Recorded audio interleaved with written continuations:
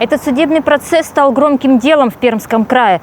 Священника из ближайшего окружения митрополита Пермского и Кунгурского Мефодия осудили на 7 лет за кражу и хищение денег и церковных ценностей. Помимо тюремного срока, предъявления гражданских исков и конфискации имущества Николая Вернигора лишили священного сана, что само по себе большая редкость. Но и это еще не все. Оказавшись в колонии, осужденный попал в штрафной изолятор, где спустя 2 недели подписал контракт на участие в СВО. Да, сегодня священников преследуют за антивоенные взгляды, за критику патриарха и вообще всей РПЦ, можно сказать, по политическим мотивам. Но в этом деле нет никакой политики. Никто из героев этой истории не пострадал, что называется, за други своя, за веру, за правду, за людей. Но здесь была нарушена одна из главных заповедей Российской Церкви и совершен самый тяжкий грех. Почему это дело называют местью и расправой? Почему оно похоже на разборки братков? В чем должно было разобраться следствие, но так и не сделало этого? Что вообще происходит в Пермской митрополии, из которой не постеснялись вынести такой ссор? Откуда получают сверхдоходы ее первые лица? И почему их деятельность отворачивает людей от веры и церкви?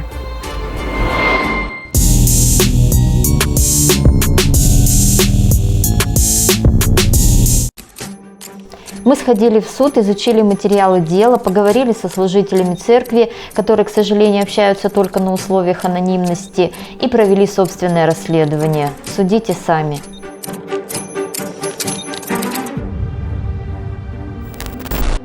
В 2014 году Кудымкарскую епархию выделили из состава Пермской епархии. Таким образом, Пермская митрополия стала состоять из Пермской, Соликамской и Кудымкарской епархий.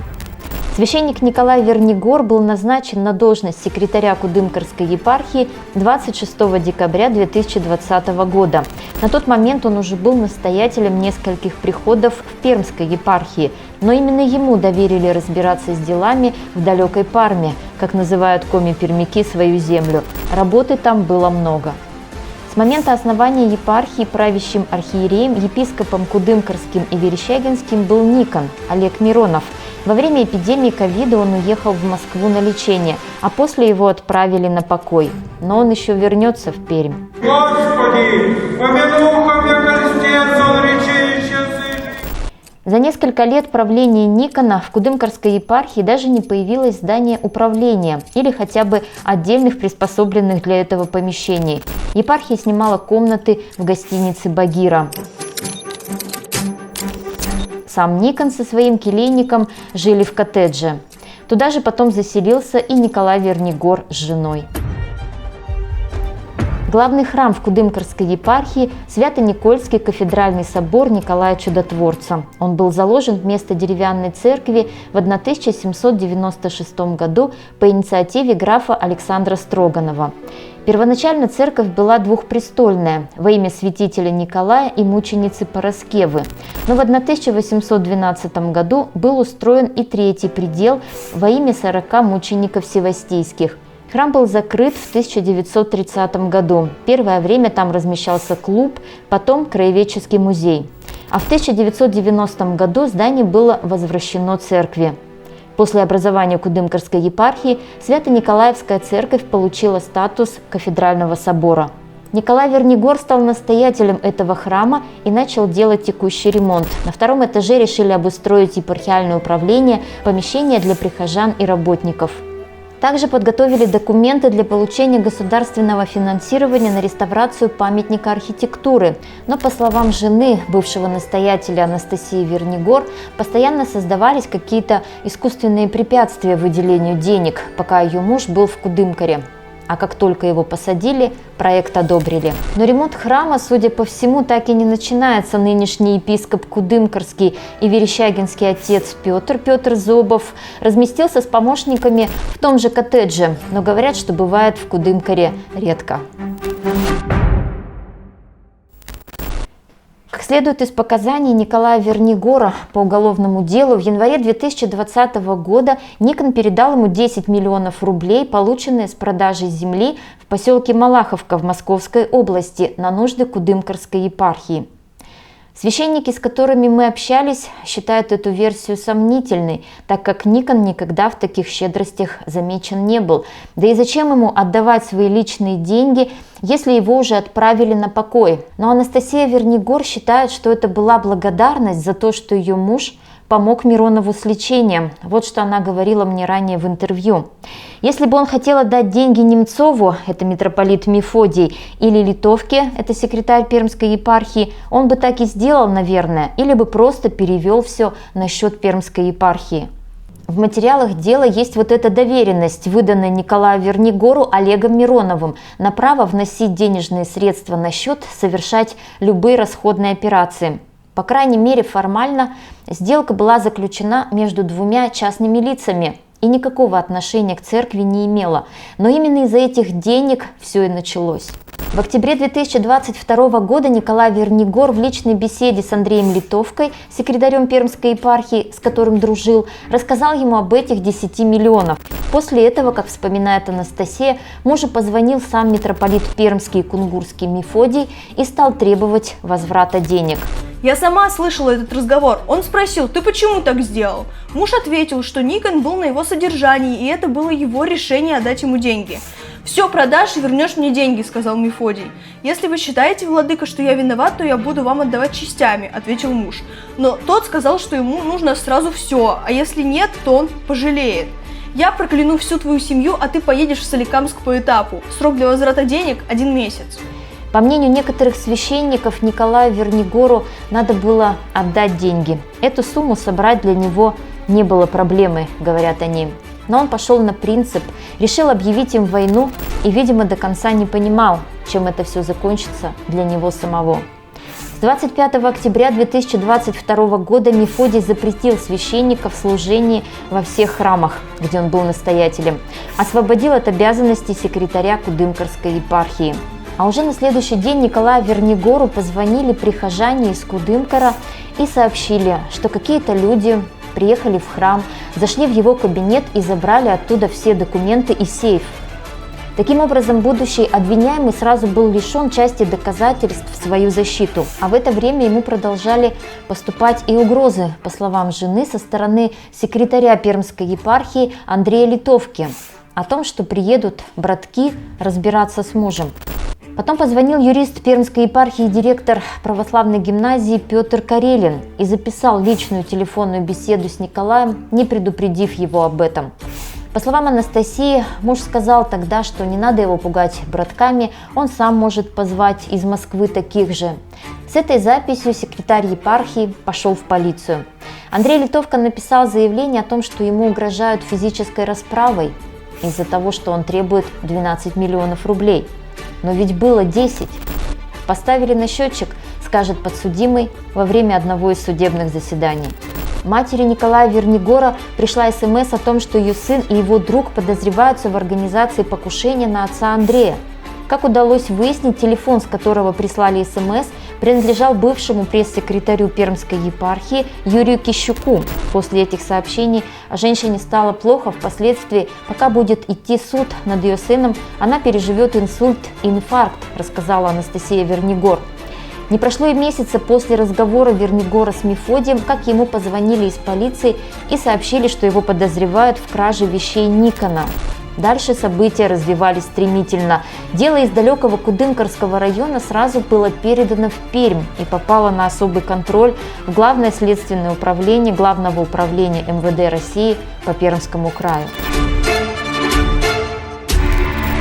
Священника Николая Вернигора обвинили в краже, присвоении, растрате и хищении предметов, представляющих особую историческую, научную, культурную ценность. По версии следствия, будучи секретарем Кудымкарской епархии, он тайно похитил имущество, принадлежавшее бывшему епископу Никону, в том числе иконы и церковную утварь на сумму 1 миллион 100 тысяч рублей. Кроме того, снял деньги со счета Никона и потратил их, причинив тем самым ущерб в особо крупном размере – 10 миллионов рублей.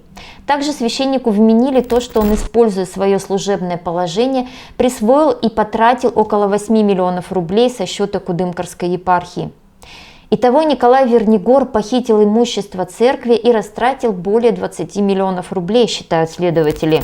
Обвиняемый вину не признавал и с самого начала утверждал, что его оговорили. И это уголовное дело – месть за то, что он не поделился. По словам Вернигора, один из следователей, Никита Андронов, когда приходил к нему в СИЗО, говорил: «Скажи, где деньги и иконы закопал, признайся и поедешь домой». Явки с повинной сотрудник не добился, зарытых в земле сокровищ не нашел, но в январе 2023 года, еще в самом начале расследования, получил благодарственное письмо от митрополита за помощь и взаимодействие с Пермской епархией Русской Православной Церкви. На наш запрос, нет ли в этом явного нарушения служебной этики, из полиции пришел ответ, что нет, это никак не повлияло на расследование. Известно также, что в СИЗО к Николаю Вернигору приходили представители общественной наблюдательной комиссии, которая осуществляет контроль за соблюдением прав человека в местах лишения свободы. В ОНК на тот момент было 2 священника из Пермской епархии. Как выяснилось, они тоже выполняли поручения и оказывали давление на заключенного. При этом нелицеприятно отзывались о нем в разговорах с сотрудниками и другими членами ОНК.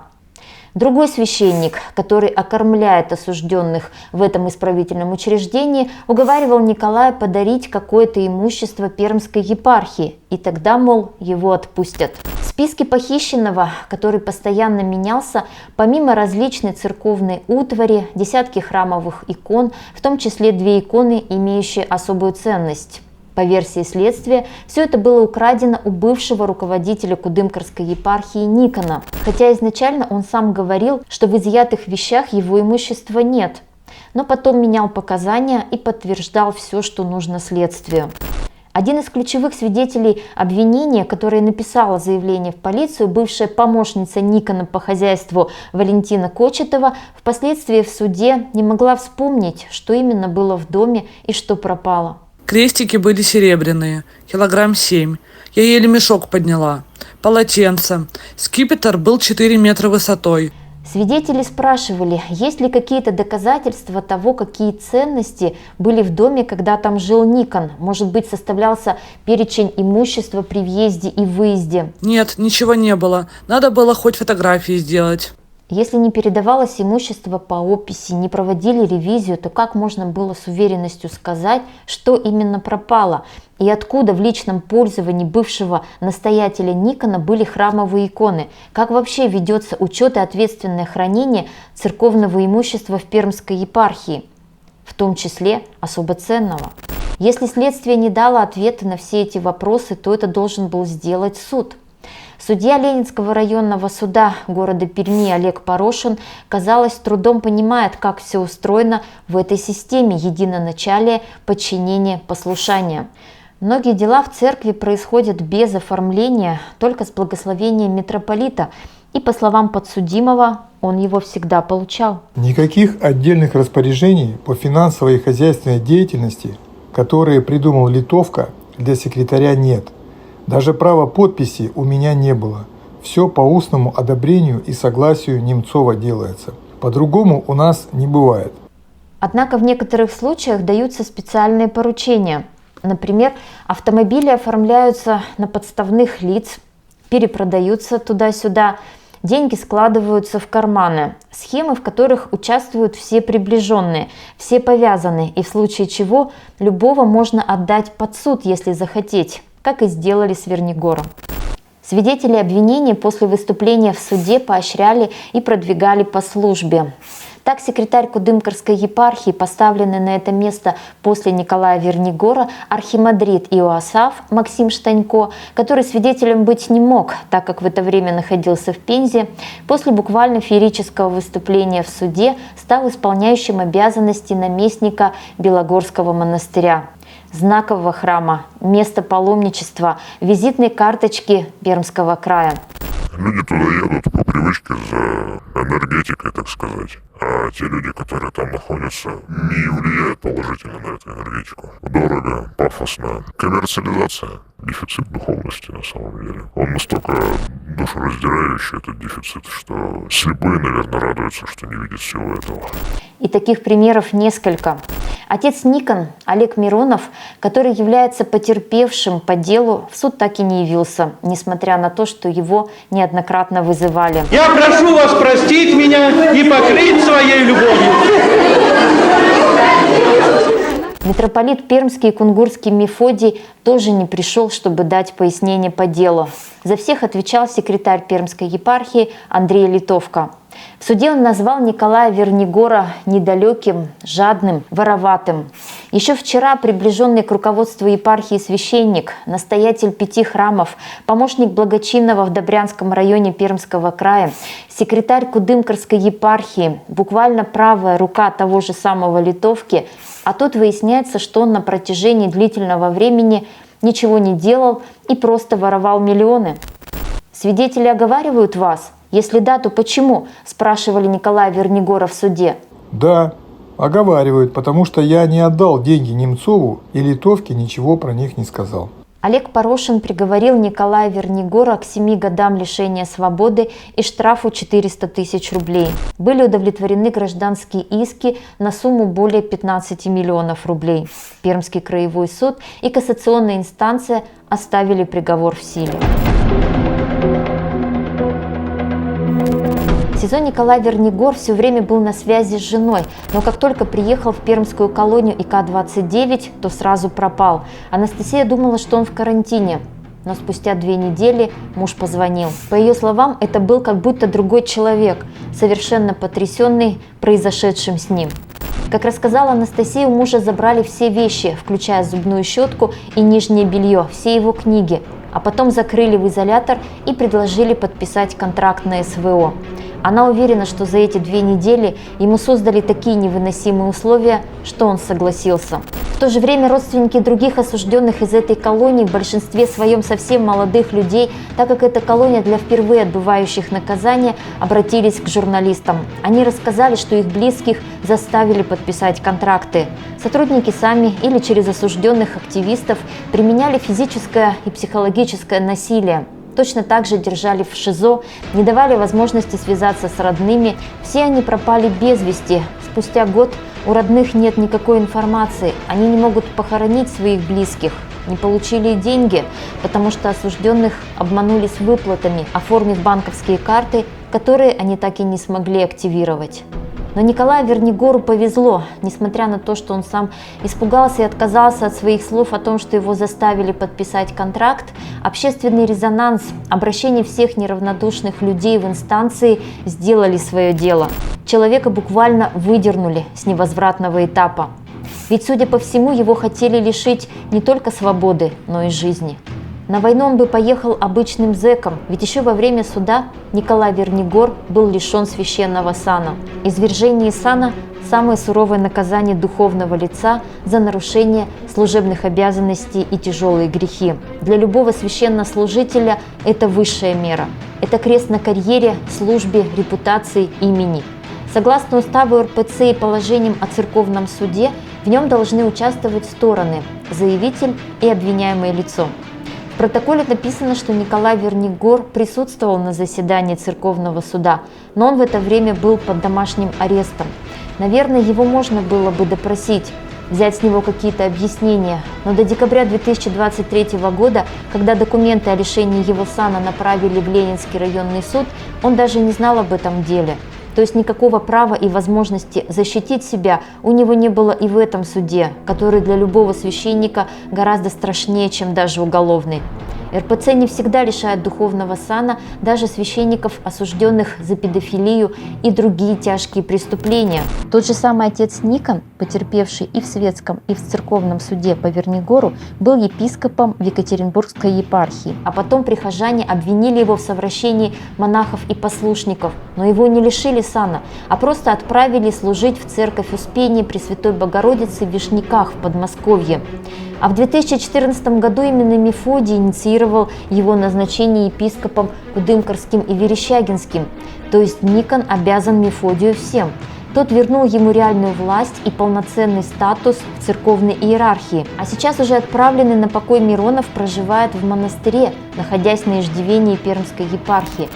Так разве мог он отказать в услуге своим благодетелям?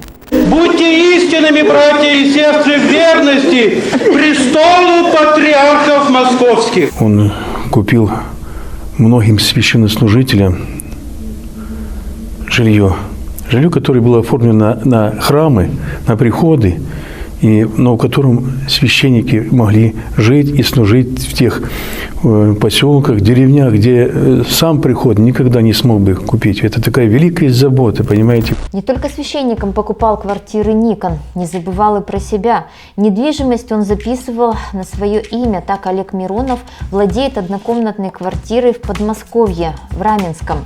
Стоимость такой же квартиры в соседнем доме 9 миллионов рублей. У Никона есть прекрасный двухэтажный дом там же, на Московской улице 16. Именно этот адрес он использует в качестве места регистрации. Подобный коттедж стоит около 12 миллионов рублей. Также на Никона был записан большой земельный участок площадью 1600 квадратных метров и дом 219 квадратных метров. Судя по всему, именно эту землю в Малаховке он и продал, и деньги отдал Вернигору. Сейчас там активно идет строительство новых домов. Такой участок стоит от 12 до 20 миллионов рублей. Таким образом, только официально бывший епископ Никон владел недвижимостью в Подмосковье на сумму около 40 миллионов рублей. И это и для государства хорошо, и для спасения хорошо, и для всех хорошо. Терпимо и толерантно оказывается церковь и к другим грехам. Так, в Пермской епархии много лет покрывали существование так называемой православной обители, которая в реальности являлась деструктивной религиозной организацией, проще говоря, сектой. Хозяйка, матушка Ольга Будилова, объявила себя Богом, а обитель центром вселенной, единственным местом на земле, где можно спастись. Люди шли туда из Перми и других городов, продавали жилье, отдавали деньги, а потом не могли выйти и забрать хоть что-нибудь. Их проклинали, не отпускали, подавали на них в суды. В обители были придуманы свои таинства и обряды, практиковались отпевания живых людей, крещение огнем. Однажды в этих игрищах чуть было не пострадал 6-летний Иван. Ситуация вышла из-под контроля и полностью загорелся мост, по которому должен был пройти ребенок. Его поджег один из проживающих в этой общине, Семен Стамбула. Ваня видит меня и пишет, как меня. После того, как ты его сжечь хотел? Сжечь? Не, он уже там прошел, все нормально. Все благополучно, значит, все было по плану. Тех, кто посмел ослушаться в чем-либо, запугивали, избивали, не отпускали к больным родственникам на похороны близких. Ольга разъединяла семьи и сводила новых жен и мужей, которые начинали жить тут же, на глазах детей своих бывших. И появлялись новые, уже правильные дети, а старые подвергались гонению, если не слушались и не хотели участвовать в этом безумии. Никакой опеке не интересно было, что там происходит, хотя заявления подавались регулярно. Происходит подмена всех христианских, нравственных, этических и семейных ценностей, оскорбление христианских чувств верующих людей, пришедших за духовной помощью. Одно дело, когда это происходит под запретом, подпольно, а другое, когда отцы-основатели и духовные пастыри этой обители – священники РПЦ и Пермской епархии. Виктор Харин, бывший замначальника ГУФСИН по Пермскому краю по духовной работе. Александр Альтмарк, бывший директор православной гимназии и преподаватель в кадетской школе. После общественного резонанса Мефодию пришлось принять меры, священников отправили в запрет. Но еще один такой же наставник Виктор Максимовский, известный еще по делу Кочеткова, продолжает работать. Никто не был лишен сана, а ведь это самый страшный грех – хула на Бога и церковь. Те, кто вырвались из секты с такой кровью, больше не ходят в церковь. Они понимают, что вера и религия здесь ни при чем, но не могут себя заставить переступить порог храма. А обитель продолжает существовать, удачно используя тему патриотизма, успешно осваивает бюджетные деньги.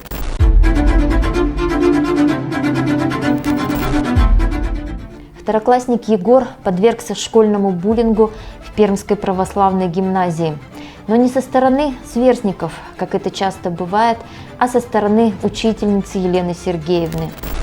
«Маленький предатель» – именно так она назвала ребенка за то, что он пожаловался маме на педагога. Она сказала, что у него в волосах завелись бесы, поэтому их нужно состричь, что она его не слышит и не видит, что его как будто нет. Она сказала, что меня как будто больше нет в их классе. Как это как Всё, будто она нет? не проверяет мои работы теперь по-реальному. Она сказала, никто не слышит меня. Сказала, что я маленький предатель. Учительница не брала мальчика на экскурсии, наказывала его, выставляла в коридор и заставляла сидеть там по несколько уроков, унижала при всем классе, настраивала против него детей и родителей. Мама ребенка не могла понять, за что ее сын подвергся такой травле. Она пыталась разрешить ситуацию с учительницей, но та заблокировала ее в школьных чатах. Завуч стояла на стороне педагога. Директор Петр Карелин не предпринимал никаких мер для того, чтобы устранить конфликт.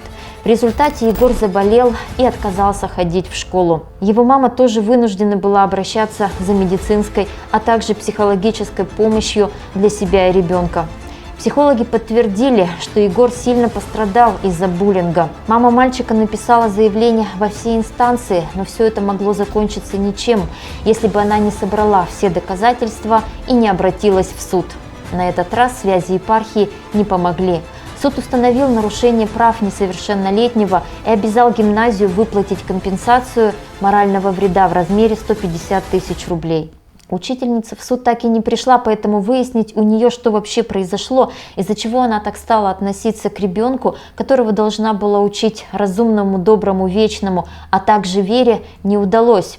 Но, как выяснилось, это не первый пострадавший от обучения в Пермской православной гимназии. В суд приходили родители других детей, которые тоже вынуждены были уйти из школы из-за такого же отношения со стороны учителей. Там происходит моральное давление и насилие над детьми. Даже молитвы после этой гимназии у меня ребенок перестал читать. А руководство гимназии всегда перекладывает ответственность на тебя, как будто с тобой и твоим ребенком что-то не так. Вот такие вот методы воцерковления.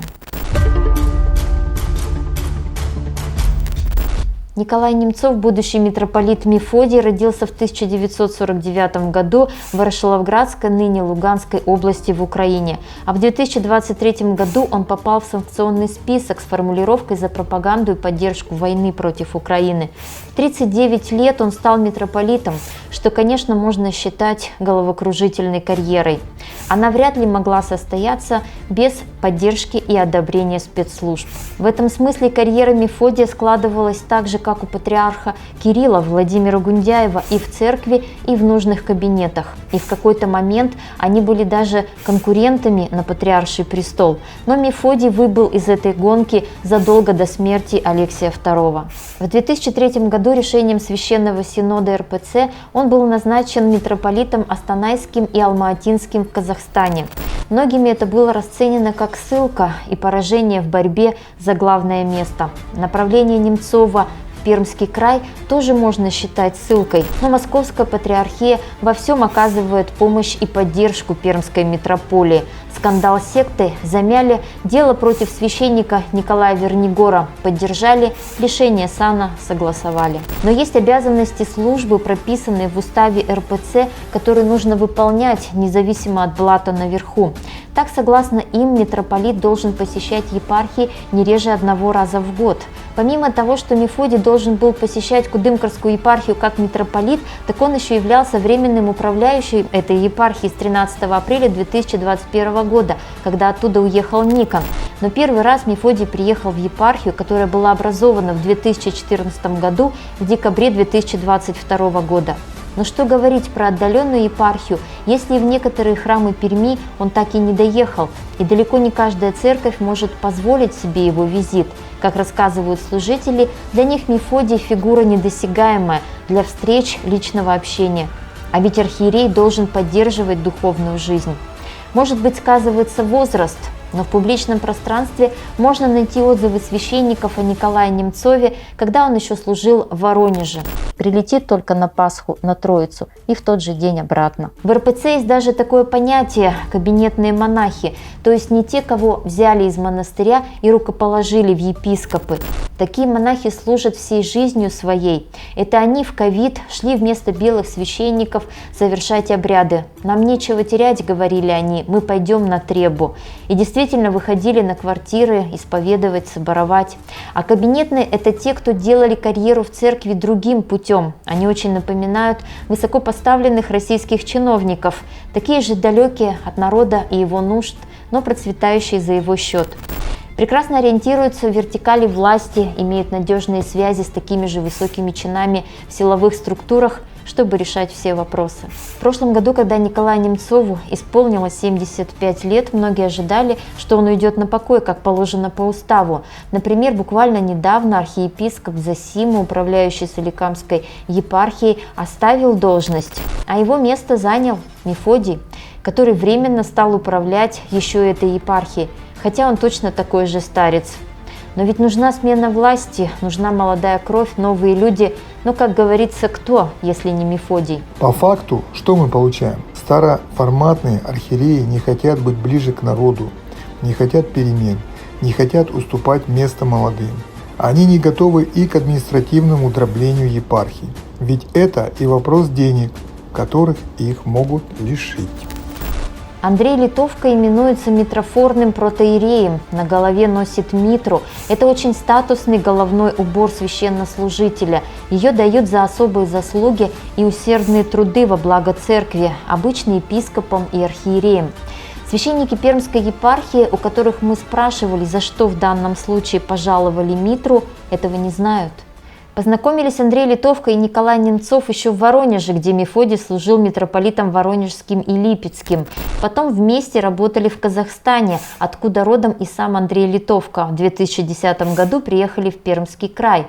Тут их встречали хлебом-солью представители местных элит от церкви. Например, протоиерей Александр Толокнов, благочинный храмов Первого городского округа Перми, настоятель одного из самого богатого храма Андрея Первозванного. Потому что вообще шапками закидывали, зачем сюда пришли, чему вас будете учить. Местные по одному подходили знакомиться к Андрею Литовке, и он предлагал им помочь приезжим подать кто чем может на первое время, а там посмотрим.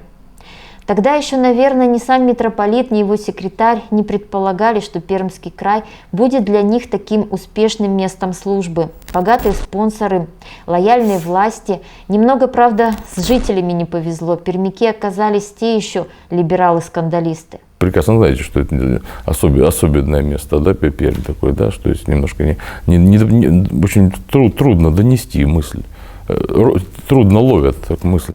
Громкая слава секретаря Пермской епархии отца Андрея началась с оскорбительного поста в запрещенной социальной сети об Алексее Навальном, который после отравления впал в кому. Когда прыщ, так его надо немножко так прижигать.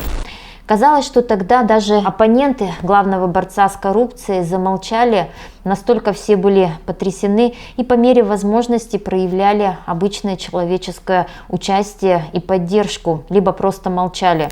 Но только не представитель Русской Православной Церкви из Пермской епархии, который в то время отдыхал на море. И либо они все разделяют позицию этого человека, которого даже я написал, глава государства не произносит вслух.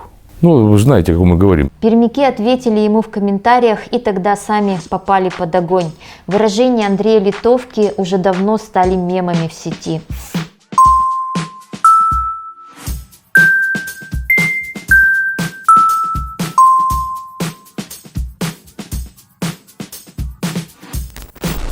В одном из комментариев Андрей Литовка даже угрожал пользователям Рамзаном Кадыровым. Вот где полное межконфессиональное единение обнаружилось.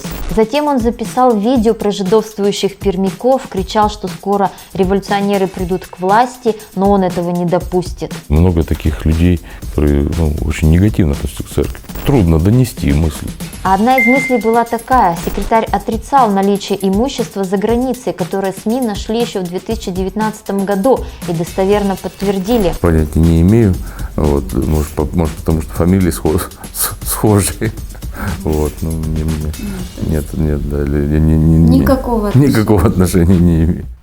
Пермяки попросили правоохранительные органы проверить высказывания Андрея Литовки на экстремизм и оскорбление чувств верующих. Это были еще вегетарианские времена. Сегодня извиняться в лучшем случае пришлось бы самим комментаторам.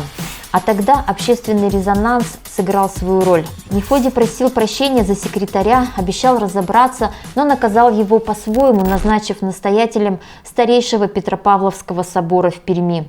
Публичные скандалы могут быть дымовой завесой, а обращать внимание надо на другое, писал тогда изгнанный впоследствии из РПЦ диакон Андрей Кураев.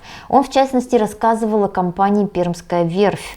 Фишка в том, что контролирует компанию официально секретарь Пермского епархиального управления А. Литовка.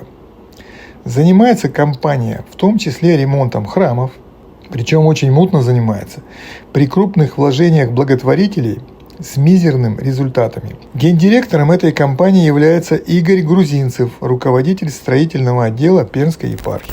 Совершенно бред какой-то, вы сказал, Андрей Кураев. Ремонты храмов – это действительно золотая жила.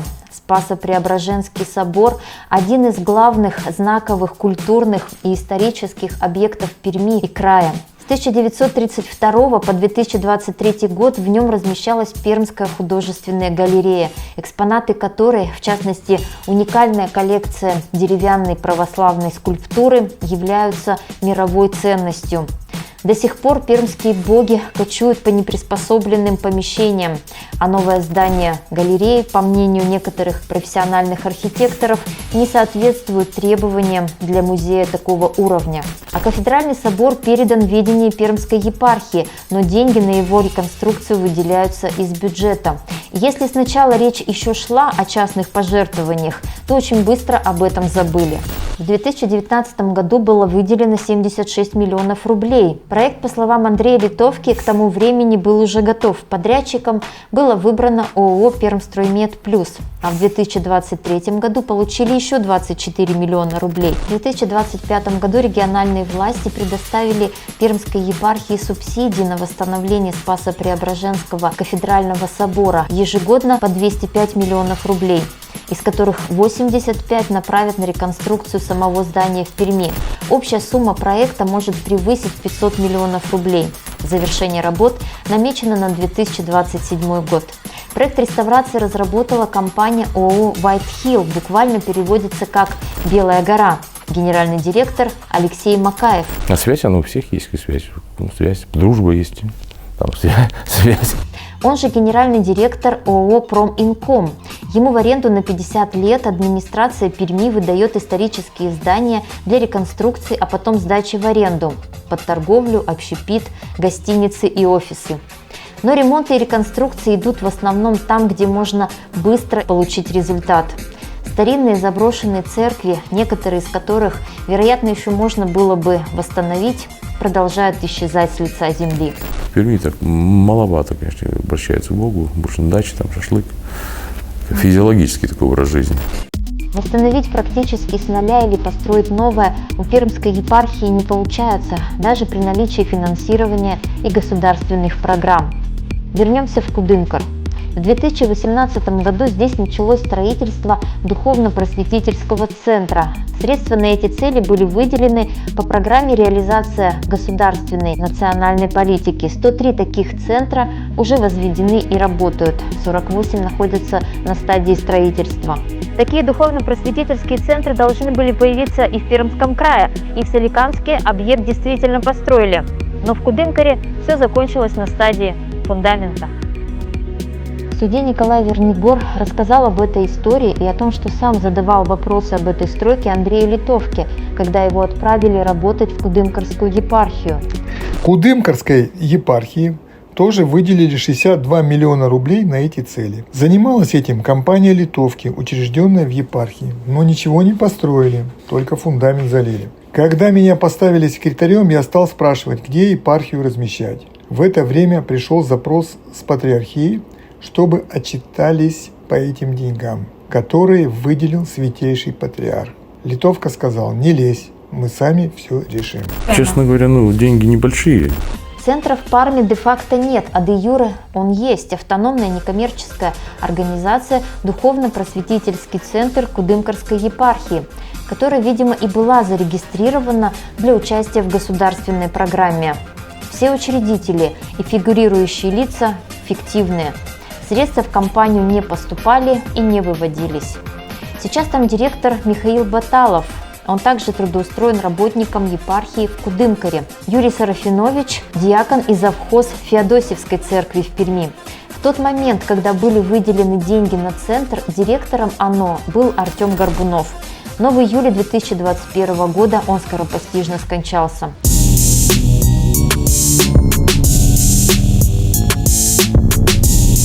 В 2021 году Николай Федорович Немцов, митрополит Мефодий, показал официальный доход в 1 миллион 640 тысяч рублей за работу в Пермской епархии и в Пермской духовной семинарии. Предстоит еще работать и работать.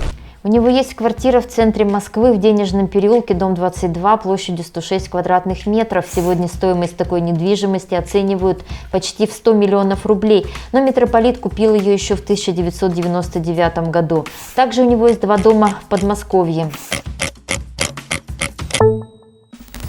Николай Немцов очень любит Крым, отдыхает в Ялте, в санатории управ делами президента. Может себе позволить. Когда все это смешалось с какими-то либеральными, непонятными для нас ценностями.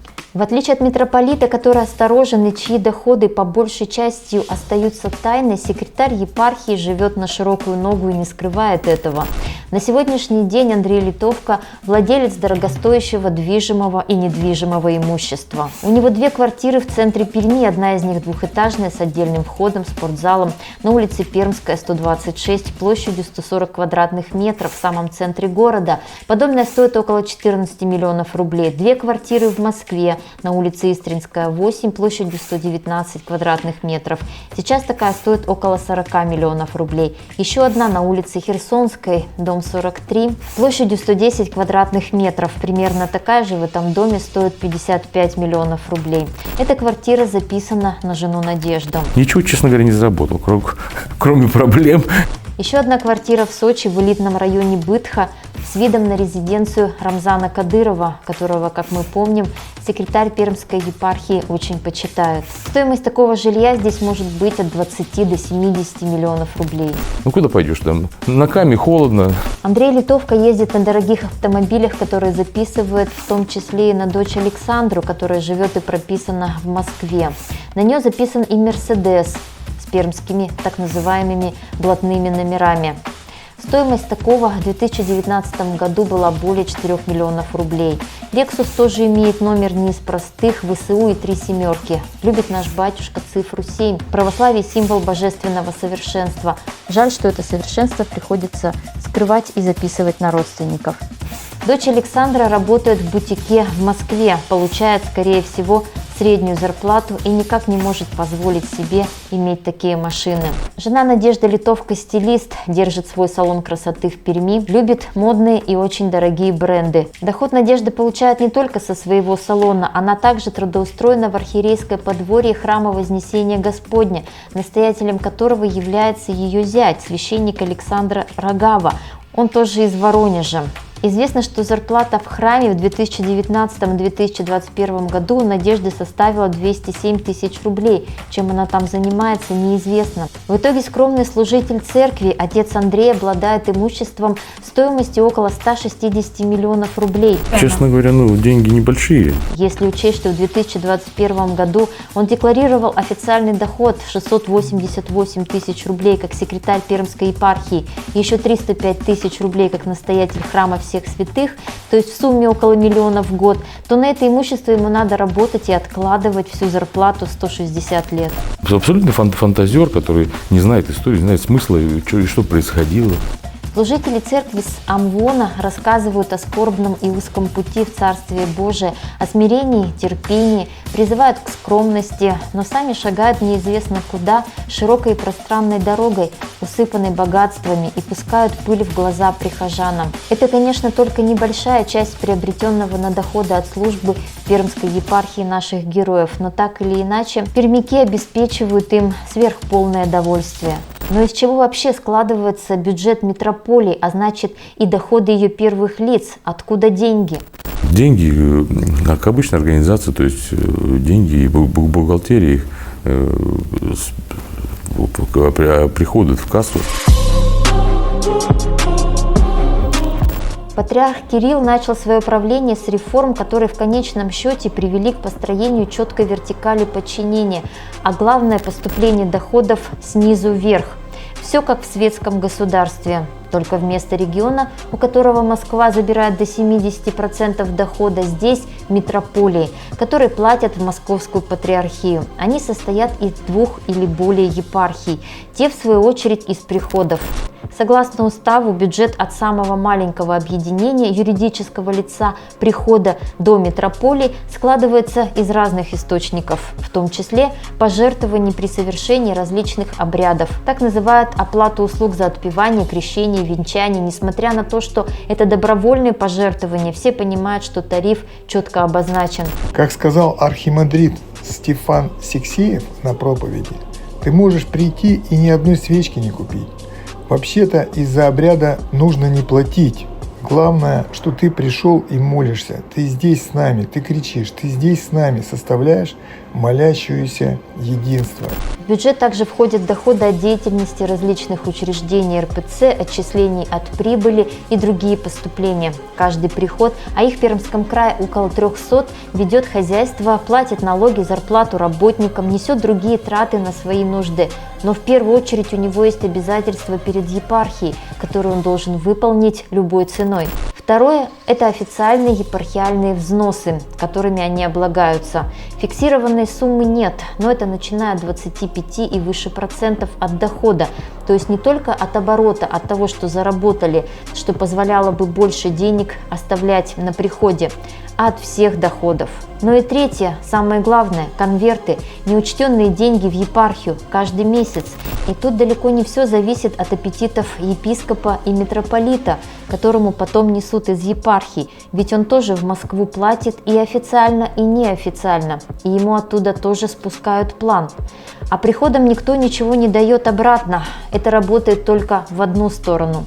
Еще из государства бюджетные средства идут в епархии отдельной строкой, а приход должен выкручиваться сам.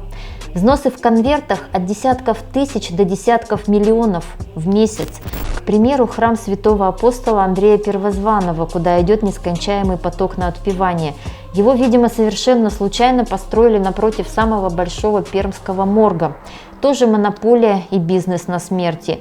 И тут более чем очевидно тесное взаимодействие с ритуальными организациями. Многих настоятелей храмов, богатых приходов Перми поменяли, видимо, из-за недостаточной лояльности. На управление такими ставят своих людей, среди которых и близкие родственники того же Андрея Литовки. Так его брат Константин Литовка является настоятелем храма Петра и Февронии, муж сестры жены Дмитрий Балакирев, настоятель храма в Палазне, благочинный по Добрянскому району. В одном из храмов он заменил настоятеля на своего знакомого, бывшего сотрудника органов. Но прихожане идут на конкретных людей, на батюшку, а не в стены. Как говорят прихожане, духовные чада отца Петра, мотолинцы прошлого настоятеля, что многие наши в этот храм теперь даже не идут и не поворачиваются. Мы идем, говорит, на остановку и едем, говорит, сразу в храм Ксении Петербургской на службу к нашему дорогому отцу Петру.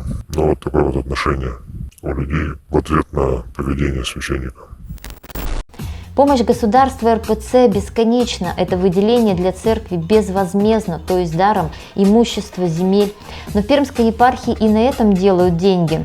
Так, в 2022 году в Перми разгорелся скандал из-за земли, выделенной приходу храма в честь воскресения Славущего под религиозные цели. Но участок разделили на 2 части и одну продали. Вскоре покупатель решил сменить назначение земли и построить жилые дома. Даже администрация Перми обалдела от такой наглости. Для строительства жилья участки предоставляются на аукционе. Пока наверху получают сверхдоходы, рядовые служащие выживают на 15-30 тысяч рублей в месяц, а если есть дети, семьи, поэтому они вынуждены брать кредиты, подрабатывать на стороне, что сказывается на качестве службы в храме.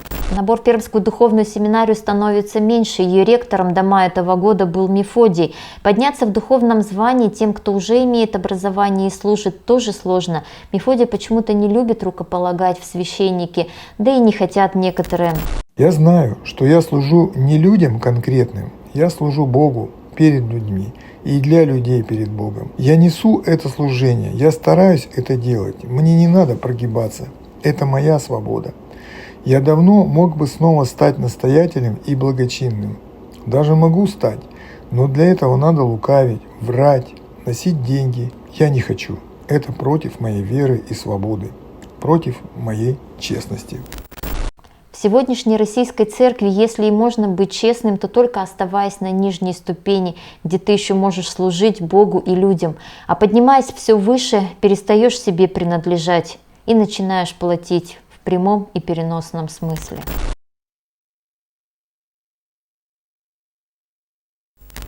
Уметь слушать, выслушивать того, кто обратится к нему за помощью.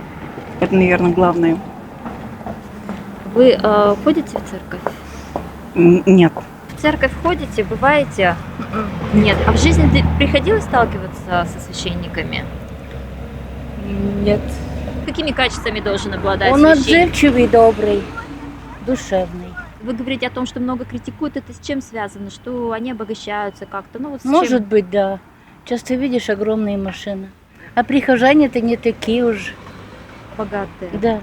Я думаю, что нужна церковь все-таки там, не знаю, свечку поставить, допустим. Вы вообще разговариваете об этом со сверстниками, со своими? Об этом не разговариваем. Конечно, нужно, надо приучать все равно к этому и детей, и сами должны тоже в это верить. Но это в первую очередь, конечно, для себя, а не для того, чтобы была какая-то коррупция. Но почему не ходят и не верят? Потому что в основном сейчас везде деньги играют роль, это все. Помогает сегодня церковь людям, как вы считаете? Нужна ли она? Нужна, очень помогает.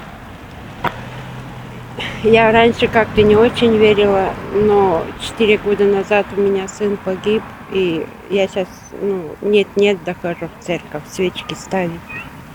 И на душе легче становится.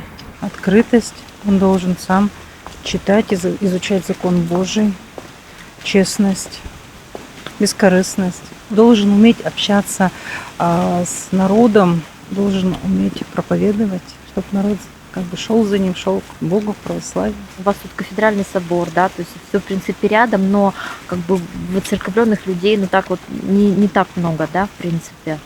Да, немного. Для города Кудымкар, вот в воскресенье, когда мы приходим на службу, очень немного. 21 век очень много соблазнов.